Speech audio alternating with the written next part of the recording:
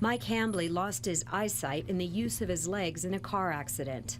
But he coped well, building a career in social work and retrofitting this house to accommodate his wheelchair and sight impairment. The thermostat setting is 68. Lower. But then he lost his job at the Canadian Paraplegic Association to budget cuts, and now he stands to lose his house. He may have to sell it since he doesn't have the $60,000 to buy out his soon-to-be ex-wife's share. Moving would mean the loss of his woodworking shop, possibly his Braille business card printing company, from which he earned some income, maybe even his service dog, Finn.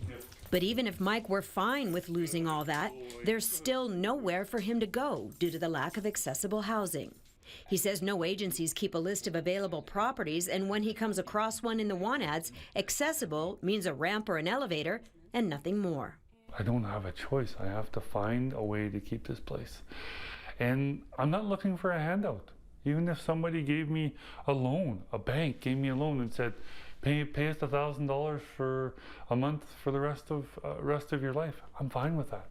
Somebody was to buy it and I paid them rent, that's an option. Mike's part-time aide set up a GoFundMe page to try and help. He's helped people and he's fought against the system, and now that he's asking for help, they're just like, well, sorry, hate to tell you, but you're kind of on your own.